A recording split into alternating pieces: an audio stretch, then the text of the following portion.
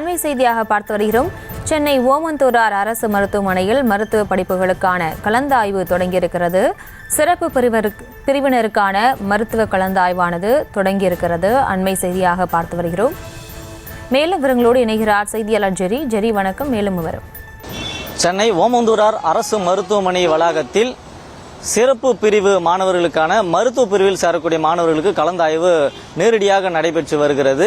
நேற்றைய தினம், அதாவது 21ஆம் தேதி பொது பிரிவு மாணவர்களுக்கான ஆன்லைன் மூலமாக கலந்தாய்வு நடைபெற்று வருகிறது. அதாவது 21லிருந்து 28ஆம் தேதி வரை ஆன்லைனில் நடைபெற்றக்கூடிய நிலையில இன்று நேரடியாக சிறப்பு பிரிவு மாணவர்களுக்கு கலந்தாய்வு நடைபெற்று வருகிறது. இந்த சிறப்பு பிரிவில் மாற்றுத்திறனாளி மாணவர்கள், ராணுவத்தில் பணிபுரிந்த வீரர்களுடைய குழந்தைகள், 7.5% உள் இடஒதுக்கீட்டின் மூலமாக வரக்கூடிய மாணவர்களுக்காக இந்த நேரடி கலந்தாய்வானது நடைபெற்று வருகிறது. ஓமந்தூரார் அரசு மருத்துவமனையில் காலை 8 மணிக்கு இந்த கலந்தாய்வு தொடங்கியது.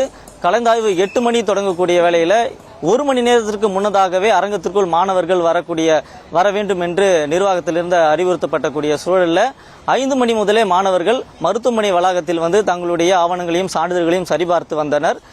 8 மணியிலிருந்தே இந்த கலந்தாய்வு நடைபெற்றாலும் சரியாக 10 மணிக்கு 7.5% உள் இடஒதுக்கீட்டின் மூலம் கலந்தாய்வுக்கு வரக்கூடிய மாணவர்களுக்கான கலந்தாய்வு 10 மணிக்கு நடைபெற்றது.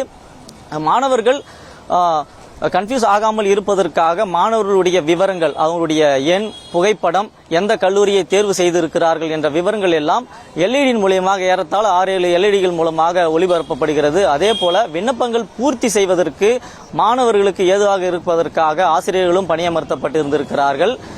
ஆன்லைன் மூலமாக பொது பிரிவுக்கு நேற்றைய தினம், அதாவது 21ஆம் தேதியிலிருந்து 28ஆம் தேதி வரை கலந்தாய்வானது நடைபெற இருக்கிறது.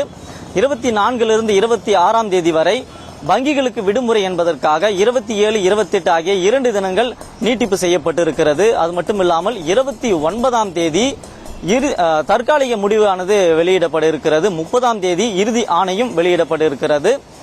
மாணவர்கள் தங்களுடைய ஆவணங்களை சரிபார்ப்பதற்காக காலை 5-6 மணி முதலே வளாகத்திற்குள் வந்துவிட்டனர். விவரங்களுக்கு நன்றி ஜெரி. செய்திகளை உடனுக்குடனும் துல்லியமாகவும் தெரிந்து கொள்ள சப்ஸ்கிரைப் பண்ணுங்க.